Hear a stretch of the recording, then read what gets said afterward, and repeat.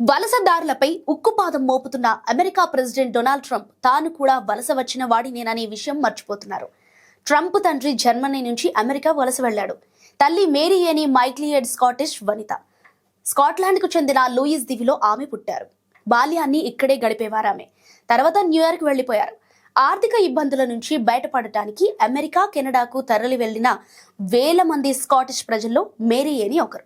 1930లో సుమారు 18 ఏళ్ల వయసులో ఆమె డొమెస్టిక్ హెల్పర్గా పని వెతుక్కుంటూ న్యూయార్క్ చేరుకున్నారు. ఆ నగర శివార్లోని ఒక సంపన్న కుటుంబానికి నానిగా అంటే పని మనిషిగా ఆమె ఉద్యోగంలో చేరారు.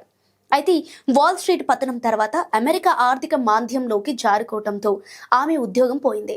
దాంతో 1934లో స్కాట్లాండ్కు తిరిగి వచ్చి కొన్నాళ్ళు గడిపారు. అయితే అప్పటికే ఆమె ఫ్రెడరిక్ ట్రంప్ను కలిశారు. ఆ తర్వాత పర్మనెంట్ రెసిడెన్స్ కోసం న్యూయార్క్ తిరిగి వెళ్లారు.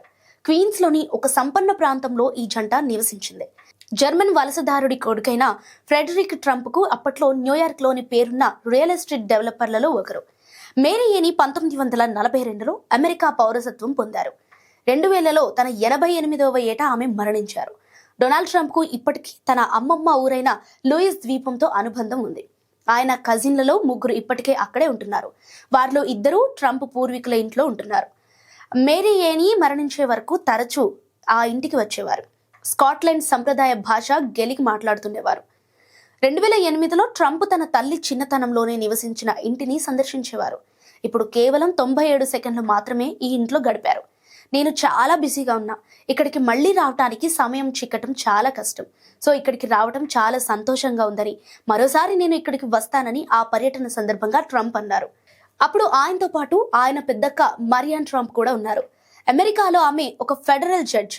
2023లో చనిపోయారు. చనిపోయేంత వరకు మరియాన్ భారీ తరచూ లూయిస్లోని తన పూర్వీకుల ఇళ్లకు వెళ్లిపోయారు. అయితే ప్రెసిడెంట్ ట్రంప్ ఇటీవలి యూకే పర్యటనలో తన పూర్వీకుల ఇంటిని సందర్శిస్తారని భావించారు. కానీ అలా జరగలేదు.